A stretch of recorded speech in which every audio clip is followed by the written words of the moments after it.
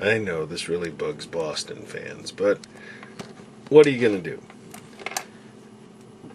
It's like you don't have to listen to me sing. It doesn't matter. I don't care. If you're not a Yankee fan, then get out. Okay. Gonna find the old singing site here. I got a number of other things open here on my iPod. And let's see, I'll go to the singing site. We'll find a song for the day. Pop along here, click, push, and jumping in, just see what pops up here. And this site, once again, is called Schaefer Family. This Schaefer Family something or other. I can't get up to it. Okay, SchaeferFamily.com/hymns. And the only thing that I have trouble with their site is that they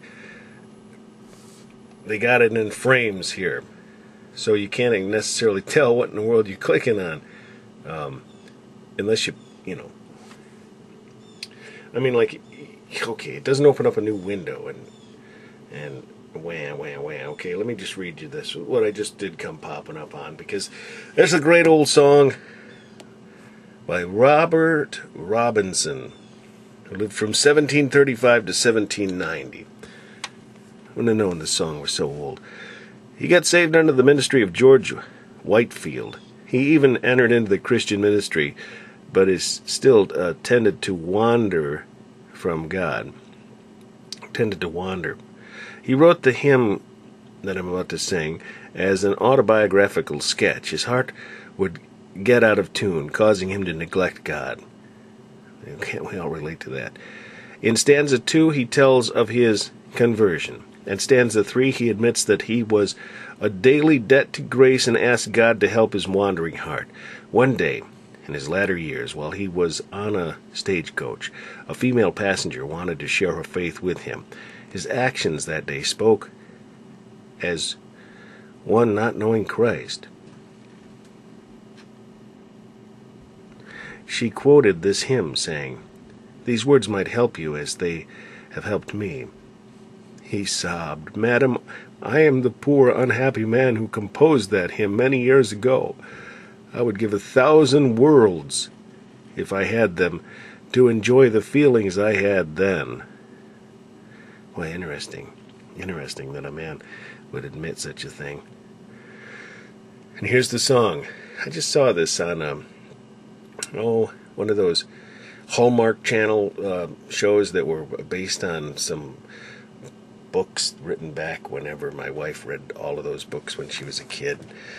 And I don't know the story. I sort of barely noticed it, but I noticed the guy was singing this song in the story.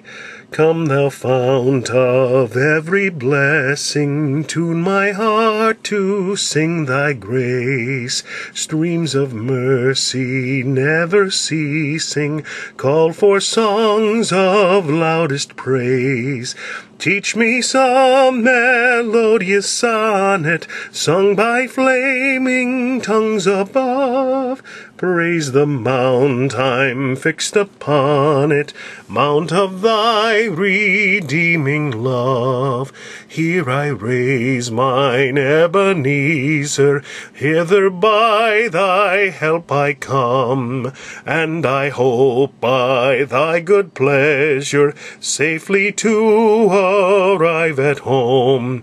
Jesus sought me when a stranger, wandering from the fold of God. He to rescue me from danger interposed his precious blood. Oh, to grace how great a debtor daily I'm constrained to be.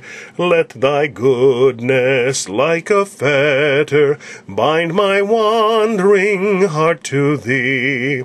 Prone to wander, Lord, I feel it, prone to leave the God I love.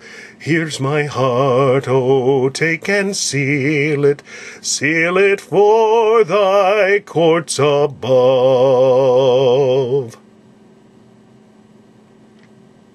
What a great song. Typo, Should have capitalized that God there. It's interesting they capitalize the thy and the these, but leave the God in lowercase.